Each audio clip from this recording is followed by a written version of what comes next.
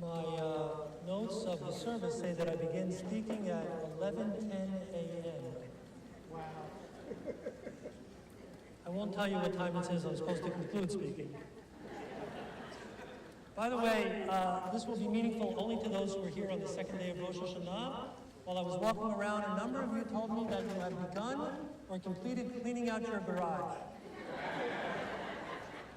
That I could be such an inspiration to you. I'm very touched.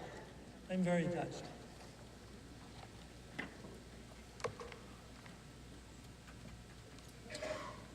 So folks, have you ever heard of something called the TED Talks? You heard of that? Yeah. So if you go online and Google TED Talks, you'll find a long list of presentations that are designed to be 12 minutes long. I call that warming up. 12 minutes long by speakers who are experts on a given topic in front of an audience with no lectern and no notes. They have to totally own their topic. And I should say I've always greatly admired the speaker who can give their presentation totally from their head and heart in a fully coherent way without a note in front of them. And I am saying that reading this word for word from a text that I have meticulously prepared. The second most popular TED Talk of all time was given by a speaker by the name of Amy Cuddy. She's a social psychologist and a professor in the Harvard Business School. No small potatoes. Her talk is on body language and power and authority. Her thesis, which she has tested in the laboratory and in real life, is that our posture and our pose present ourselves as either powerful or powerless.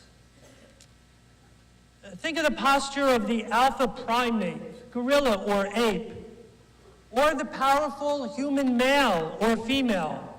The posture is broad, as my talit comes unconnected,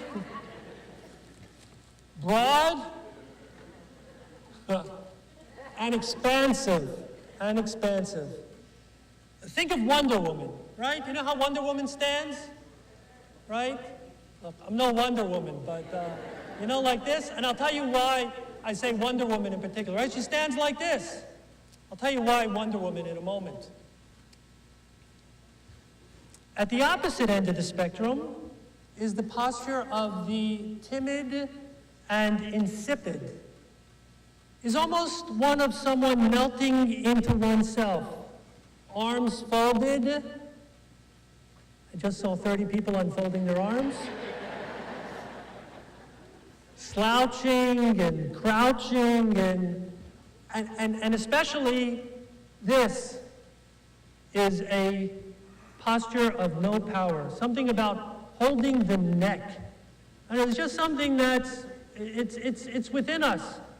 I don't know, maybe because someone feels like they've been slit over here, don't hold your neck like this. It doesn't look good. It doesn't make you look powerful. It's the pose of the powerless. So you can think a little bit about how you present yourself. Okay, interesting, but not so amazing. What makes Amy Cuddy's presentation so much more fascinating and helpful is that this process plays in reverse, and that's why it has made this so popular in people watching it. So can I do a bit of an exercise with you for a few moments, if you'll play along with me, just for a couple of minutes? So what I'd like to ask you to do first is I'd like to ask you to adopt somehow this powerless position. Really get into it. So you're going to take up less space than you're taking right now. You're going to shrink a little bit. You know, just do this with me. Just do it. That's it. You shrink a little bit. You know, by the way, too much chicken soup makes people shrink. You ever see old people who have had a lot of chicken soup in their life?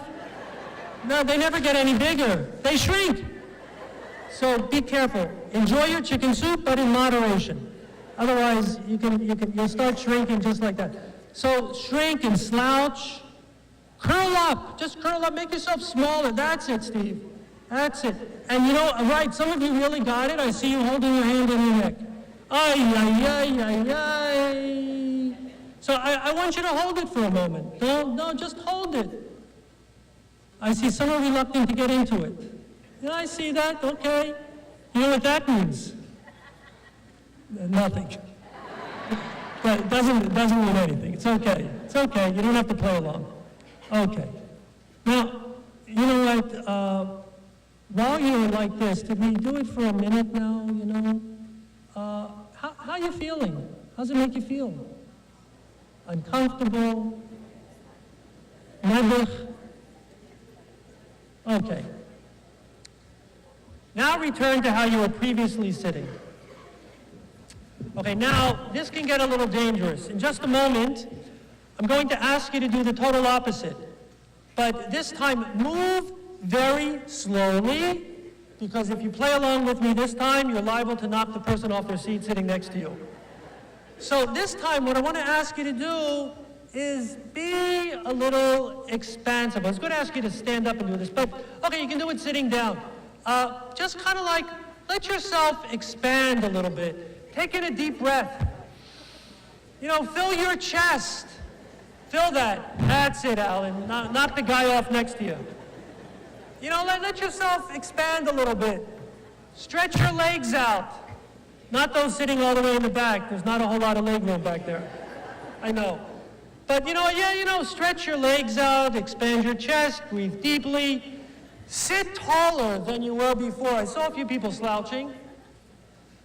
And hold it. Just hold it. Feel it.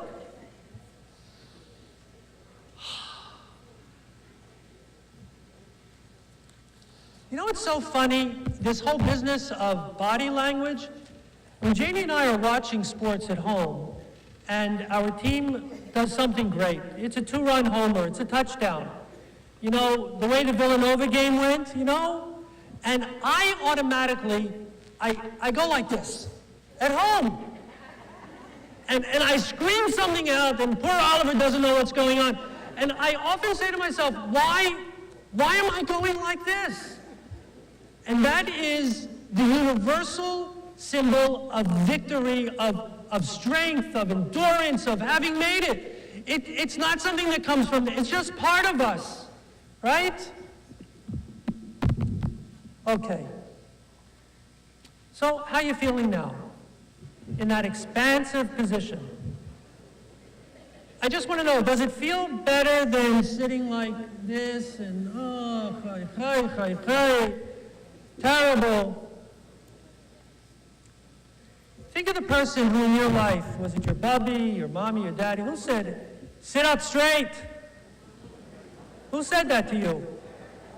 Everybody said it. Sit up straight! They must have known something, right? They must have known something. Okay, according to Dr. Cuddy's research, now here's the important part. The act of adopting a powerful body pose has a profound effect on our thinking and our behavior.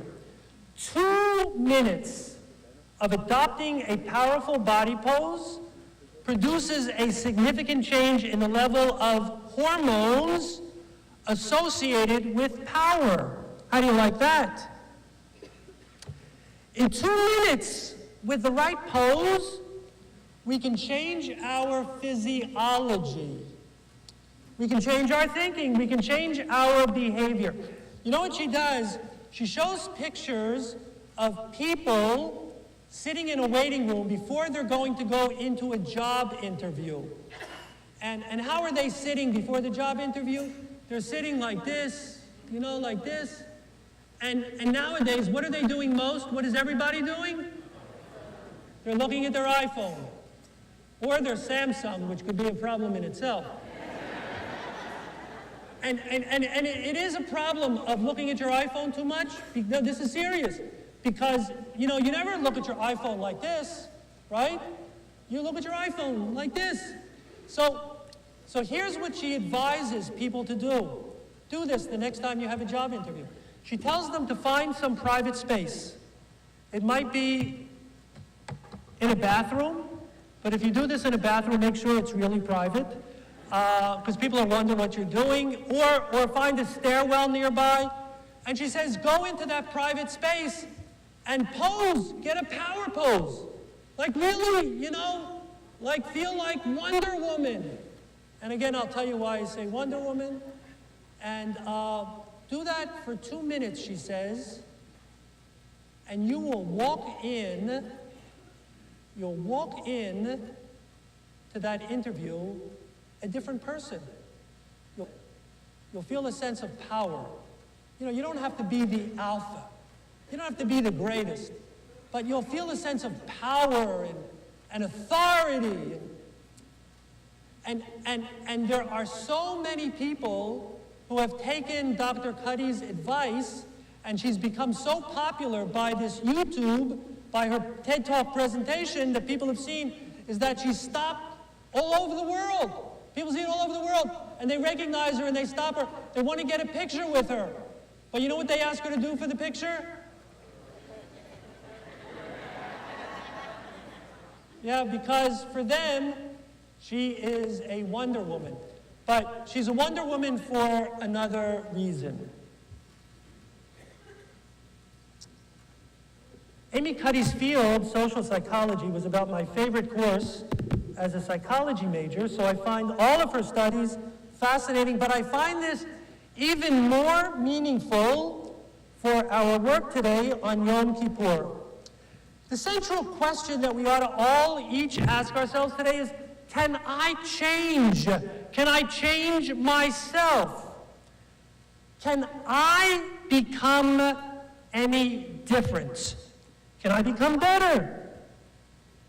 Our work here today is not centered on from powerless to powerful, though that can be helpful, but rather from misdeed to self-awareness, to regret, to sincere apology, to doing better.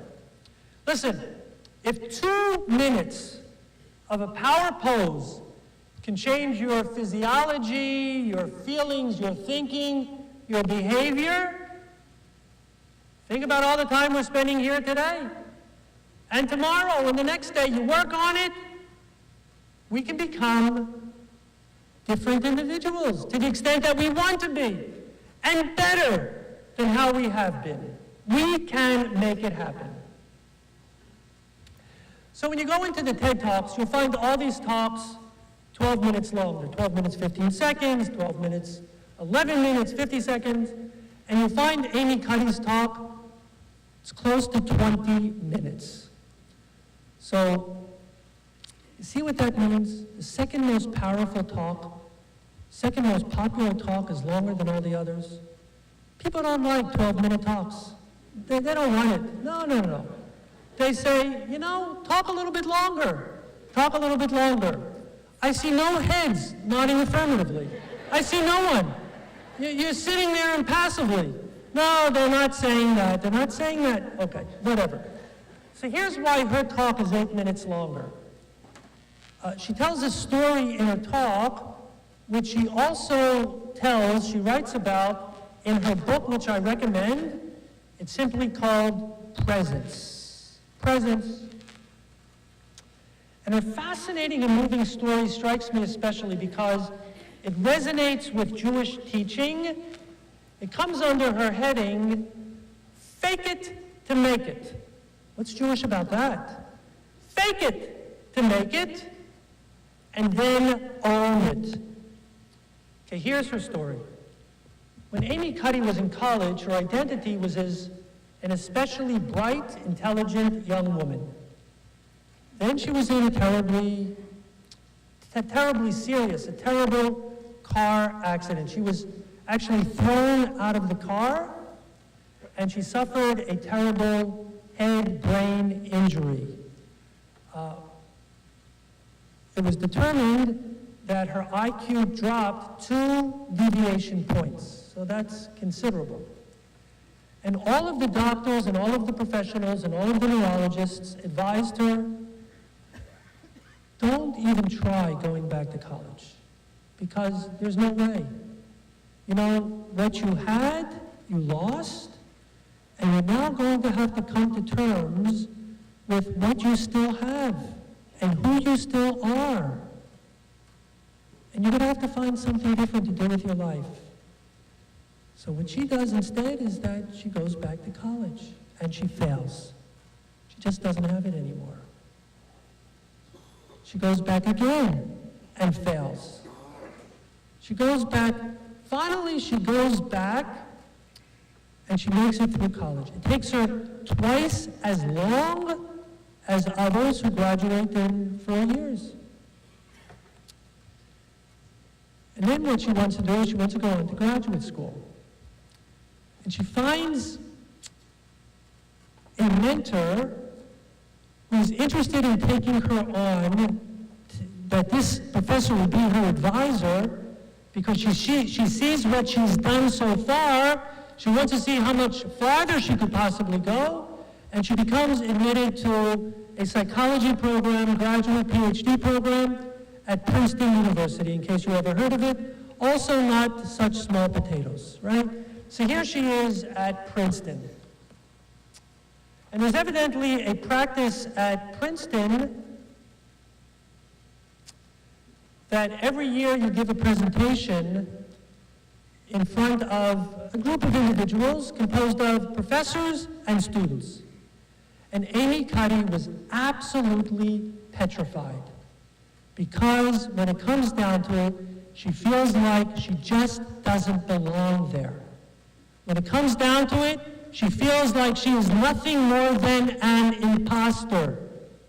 Do you ever have that feeling like, I don't know, I don't think this is really me. I don't know that I belong here. So the day of the presentation, she goes to her advisor, a psychologist. She tells her that she doesn't think she can get up there on the stage and make the presentation. It took me twice as long to get through college as everyone else. And here's what her advisor, psychologist, PhD, told her.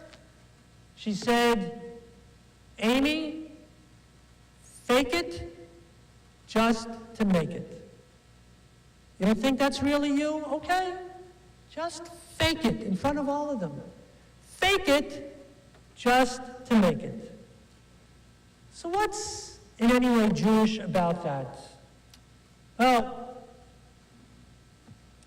there is a very short and very powerful rabbinic teaching like this. Mitoch shelo lishma ba lishma. This is really in Aramaic, and literally it means what is not for the sake of heaven will come to be for the sake of heaven. In other words, what you do, not for the sake of heaven. In other words, you're doing it for all the wrong reasons. God knows what your reasons are. It's lo lishma, it's not for God. For all the wrong reasons. Just do it for the wrong reasons, ba lishma. And by doing it, it will come to be for the right reason. Just fake it to make it, but that's not the end. Fake it to make it, and then to own it. Because the act of doing it, the act of doing the right thing, you will come to the point where you come to own it. If you do the right thing for all the wrong reasons, lo lishma, do the right thing anyway. And it will come to be for the sake of heaven. Your behavior is like the power pose. The behavior will affect your thinking, your behavior, and your feelings about it. I vividly recall, and I wonder how many other have this feeling. Those of you who graduated from a program where when you graduated from a program, you were from that moment on whatever. You were a teacher, you were an accountant, you're a physician, you're an attorney, whatever. I vividly recall when I graduated from rabbinical school, and I had already been here doing this for 5 years. And even when I was ordained, I did not internally feel like a real rabbi. I have never admitted this before, but now you know. You know, here I was, a kid who grew up in a Jewish home, but a fairly non-observant Jewish home. Okay, so now I have a diploma. And now they're going to call me rabbi. But I didn't own it at first. At times, I actually felt inadequate at the most important times. Did I have something to offer the person in grief? I wasn't sure. Was I going to really be of any help to the person lying in the hospital bed? I had my doubts. And I would ask myself, should I go or not go? Will I really make any difference? I always chose to go. I always chose to go. So Amy Cuddy says, fake it to make it. But then she says, fake it till you make it your own. Just like Nike says, just do it. Do it because it's the right thing to do. Do it because that's what you need to do. Do it because that's what others need from you. Do it mitoch shelo lishma. Do it not for the sake of heaven, for whatever the wrong reasons you do it, and then you'll come to own it. So I don't know the exact date when I came to feel like a real rabbi, and I imagine there wasn't just one exact date, but it happened over the course of some time. And today we pray for the time to continue to develop into the persons we can yet become. I came to learn about Amy Cuddy this past year from an interview she had on the NPR. The reason why she was being interviewed on NPR was because she just wrote this new book called Presence. And I am a very big fan of presence. I said last night that I'm a very big fan of humility. I like humility more than presence, but I'm a very big fan of presence. How would you define presence? They say, oh, that person has presence. That person has presence. How would you define what presence is? She's got a whole book. You know, I don't know how long the real book is. My book on iBooks is about 1,400 pages. But, you know, how would you define presence? Well, it means many things to many different people. Think of someone who you would say, that person has a tremendous presence. They walk into a room, everyone notices them. You know, they don't walk into the room like this. And everybody goes, wow, look at Howie over there. He's really something. You know, they walk into the room like, is the word that Jan used before. Where are you, Jan? Right over here? They're walking like a macher, you know? So you would say that person has presence. But that's not really it ultimately. That's not really it ultimately. Presence. You know that great thinker, Woody Allen, you know what he said? You know what he said? Well, he said a lot of different things, but he said 9/10 of it is just showing up. Right? In other words, you gotta be there. You gotta be there. You know, when someone wants to be very kind to me, and someone wants to say to me that I have meant a lot to them and their family over the years, you know what they say? They say, Rabbi, you've always been there for us. You've always been there with us. They don't say, that sermon you gave in 1993 changed my life. Although sometimes people say, some people say nice thing about a sermon, so don't hold it back. If you have anything nice to say at any time, but they'll say, you've been there for us. You've been there with us. It's not what I said to them. I didn't say anything so wise or memorable. It's just being there. And so if you have an opportunity to be there for someone, whoever it is, don't miss that opportunity, because it's the being there, it's your presence that will really mean something. Presence is being there for your spouse or your partner. Presence is being tuned into your child or parent or colleague or friend or anyone in need. Our presence shows our caring, our concern, our love. And it can work the opposite way as well. You could be physically present and someone comes and wants to talk to you. You can be physically there, but not present. You know what I mean by that? You can be physically there, but someone needs you. You're in your own world. Not now, honey. Of course, not now. And the response could be, not now, it's not ever. It's not just being there, it's being present. Dr. Amy Cuddy, that's really why she is Wonder Woman. Because after what she suffered in her life, to get her PhD in psychology from Princeton University, yeah, it is a big deal. I'm with you. It's something to really sing about. Let's hear it again. She really is Wonder Woman. So Dr. Amy Cuddy writes in her book, presence is the state of being attuned to and able to comfortably express our true thoughts, feelings, values, and potential.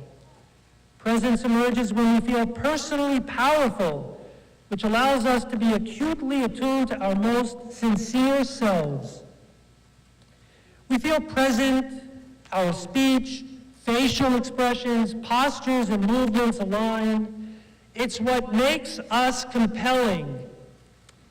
Our search for presence is not about finding charisma or being an extrovert or carefully managing the impression we're making on other people. It's about the honest, powerful connection that we create internally with ourselves. And I love this statement. Presence manifests as confidence without arrogance. It's confidence without arrogance. I want to tell you what has been a highlight for me in this otherwise disturbing election year. No, this is a highlight. And whatever you thought of his politics, you liked his politics, didn't like his politics, for me a highlight has been really a highlight. I love this. Was seeing a disheveled 74-year-old man with a thick Brooklyn accent connecting with young people less than a third his age. I grew up as part of the generation that said in the 60s, don't trust anybody over 30. How are these young millennials, college kids, 18, 20, 22, why do they want to come out by the thousands and listen to a 74-year-old? Nothing wrong with being 74. But, and he owns one suit, it seems like. And sometimes his necktie is all askew. What does he have to offer that they come out in the thousands and thousands? He wasn't too old because he was the real deal for them. He was saying out loud what he's been saying for the past 30 years and more, in private and in public. It is authentically him.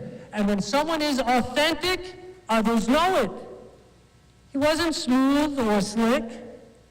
He was real. And you know what? Young people are smart, very smart. They see through the fraud and they embrace the authentic. He has presence. And so, ultimately, presence is being your authentic self, where you know in the depth of your core that you are the person you present yourself as being. The author quotes Walt Whitman, who says, "We convince by our presence." And she adds, to convince others, we need to convince ourselves that we truly are who we present ourselves as being. We are authentic. And so, folks, your grandmother, your bubby, your nanny, she was right, and whoever said it to you, sit up straight. There you go. You got it now. Your teacher was right when he said, stop slouching. We can grow from powerless to powerful. God said to Joshua, we just read it in the Torah this past Shabbat, as he's about to lead the Israelites across the river Jordan into the promised land, God says, Chazak v'amitz. Be strong and have power, have courage. We can all hear those same words. We need that same power to lead productive lives. And with that power, we can become more. We can become better than we have been.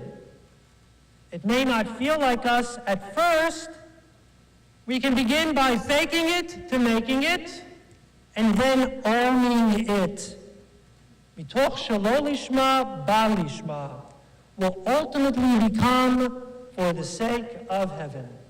Oh God, in the year ahead, help us to gain the power to achieve our goals. Help us to have the determination to do the right thing, even if we don't feel it at first. And after we make it, we can come to own it. Help us to be on the outside who we are on the inside. One person, one face, speaking out of just one side of our mouth. Then others will say, we are authentic. Then we will have presence. And with that, to all of you, to each of you, Gemar Chatima Tova.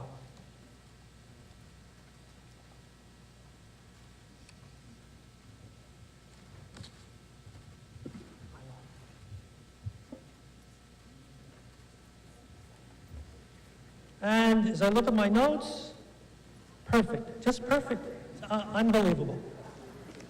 Okay, I want to take a few moments. By the way,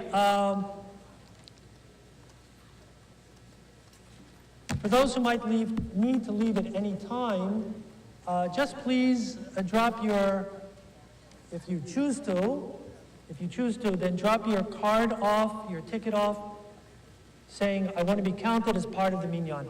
Okay, I want to just offer some brief thanks to those who deserve to be thanked. Actually, each of us, each of you, deserves to be thanked as being part of our community at Ohev Shalom. Each and every one of you, and I will save that for my final thank you. I first want to thank our choir, under the direction of Marvin Feld. Marv, we are indebted to you for this year and all of your years of leading our choir.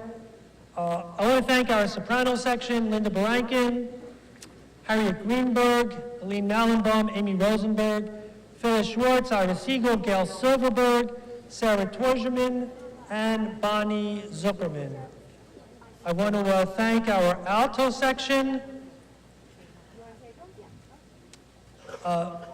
Phyllis Bellman, Elisa Foreman, Arlene Freimark.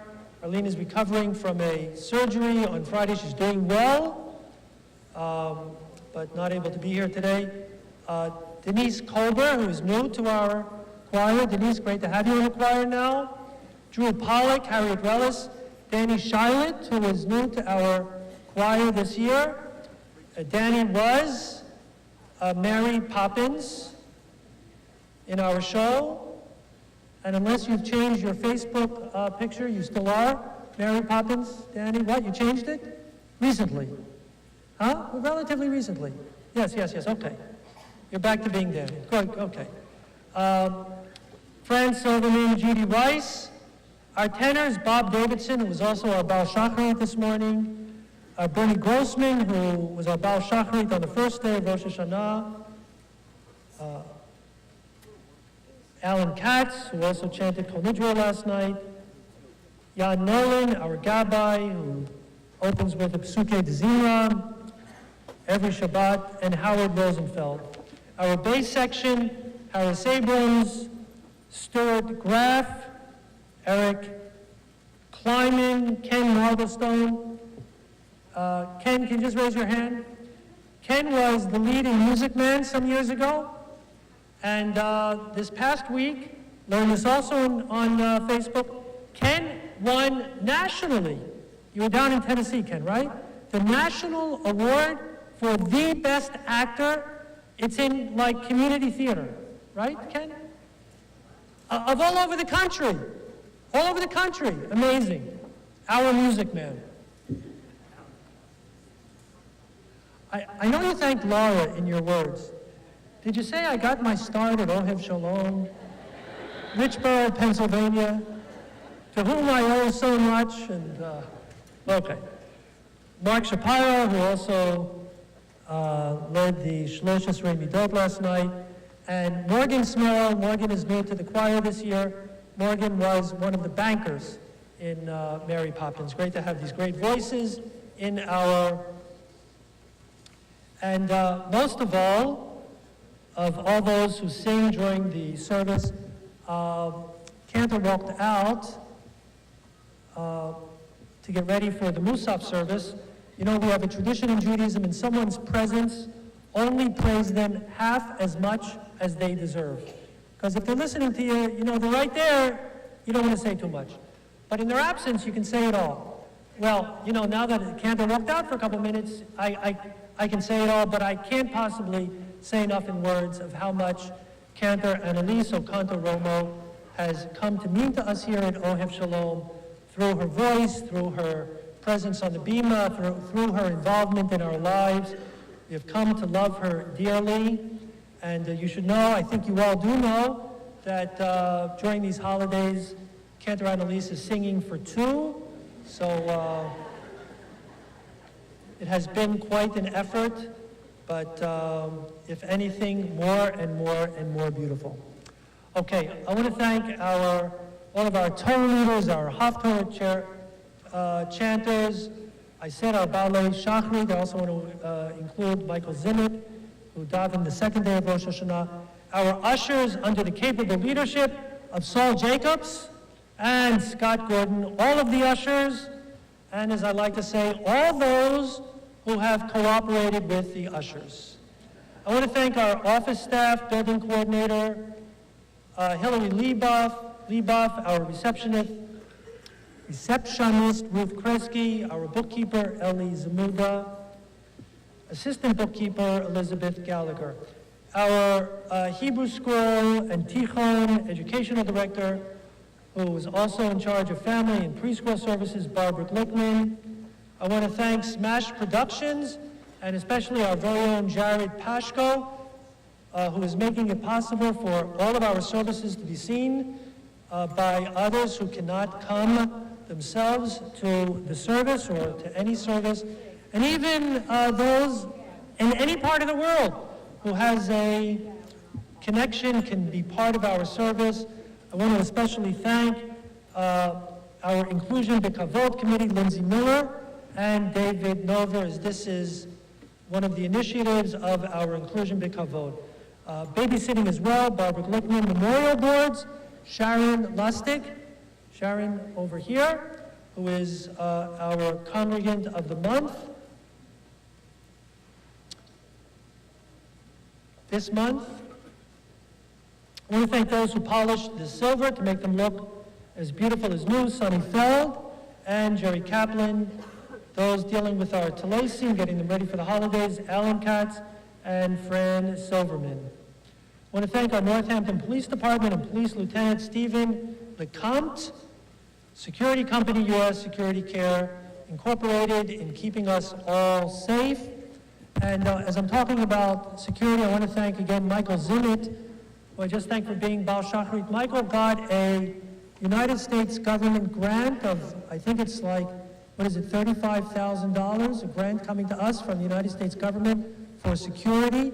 Any of you who work for or do any business with the government know that you have to fill out reams and reams and reams of paper. Michael's doing all of that work.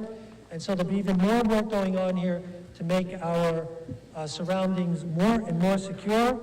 Parking assistants, John Myers, our facility management company, Ultimate Facility Services, our owner, who is here working many days during the week as well, Craig Goldman and his staff, Nick Ruja and Alex Ruja. Nick, who has been here for a number of years, we love him, as well as his son Alex, who is at Penn State University right now, Amin Brown, who is here just about each and every day, and Darren Copeland. We love them both as well.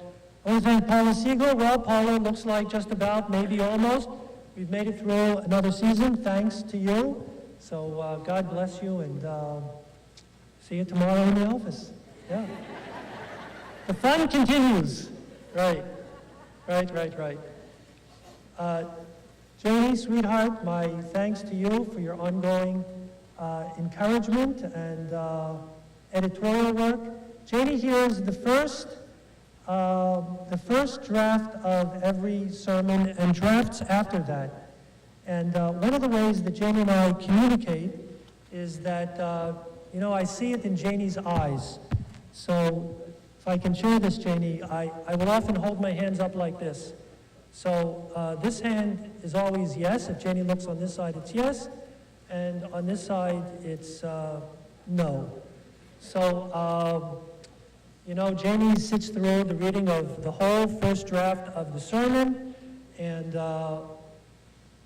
it's either thumbs up or thumbs down. So, and then, when it's a thumbs up, when it's a thumbs up, then I know I can continue working on it. And then we go paragraph by paragraph.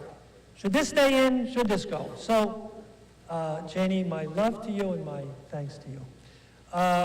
Again, our Torah readers, all participants in the service, and especially, once again, as I began, I conclude, our thanks to all of you. You are who makes our community here at Ohev Shalom. You are who makes our community so special here at Ohev Shalom. So God bless you all. It should be a good, healthy, and wonderful new year for you. And with that, we're going to turn to the Musaf, beginning with the Chatzi Kaddish.